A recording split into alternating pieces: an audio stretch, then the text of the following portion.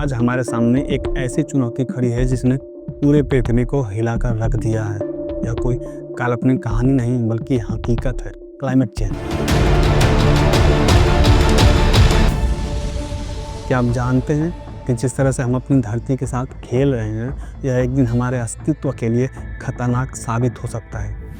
आज से कुछ दशक पहले यह दृश्य हमारी दुनिया का हिस्सा थे, लेकिन जैसे जैसे मानव गतिविधियां बढ़ी, हमारी नदियां, जंगल और हवा जो काफ़ी साफ और ताजगी से भरे थे, अब दूषित और संकट में हैं। क्लाइमेट चेंज ने पूरी दुनिया को अपनी गिरफ्त में ले लिया है। ये केवल इन्वायरमेंट की समस्या नहीं है, बल्कि मानवता के अस्तित्व पर एक बड़ा सवाल है।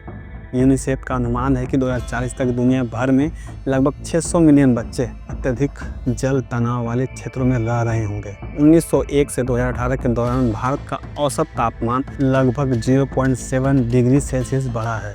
तापमान में यह वृद्धि मुख्य रूप से ग्रीन हाउस गैसों से प्रेरित गर्मी के कारण होती है, जिससे क्लाइमेट चेंज होता है। 2019 में भारत क्लाइमेट चेंज के कारण और एक्सट्रीम वेदर के घटनाओं के कारण 7वां सबसे अधिक प्रभावित देश था। इसके वजह से लगभग 2267 लोगों की जान चली गई और 66,182 मिलियन यूएस डॉलर का आर्थिक नुकसान हुआ।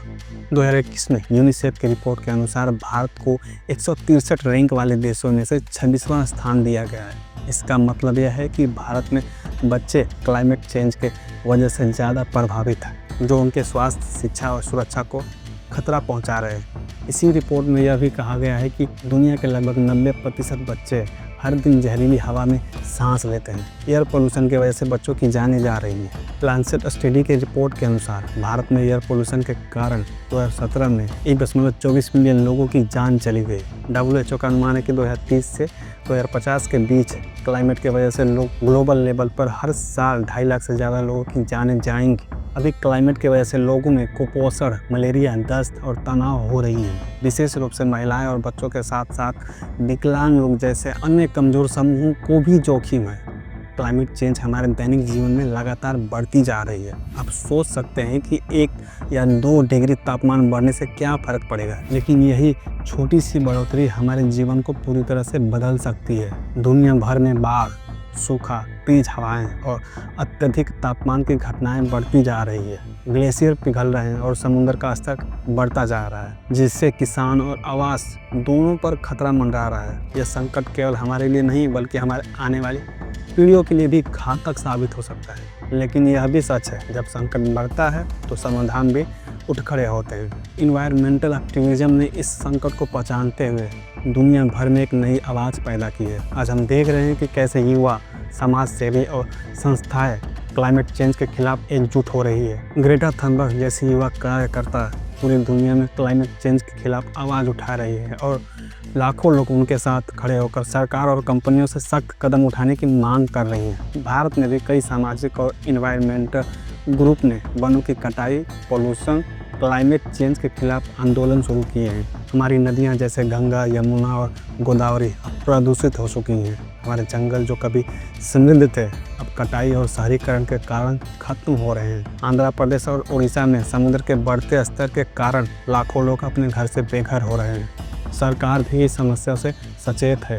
उन्होंने कई इकोलॉजी नीति तैयार की है। भारत ने पेरिस समझौते पर सिग्नेचर भी किया है, इसीलिए ताकि क्लाइमेट चेंज को रोका जा सके। क्या हम इस समस्या को इन्वायरमेंटल दृष्टिकोण से देख रहे हैं या आर्थिक और सामाजिक दृष्टिकोण से भी? हमें यह समझने की ज़रूरत है कि क्लाइमेट चेंज केवल पर्यावरण तक सीमित नहीं है, यह आर्थिक, सामाजिक और राजनीतिक दृष्टिकोण से भी एक गंभीर चुनौती है।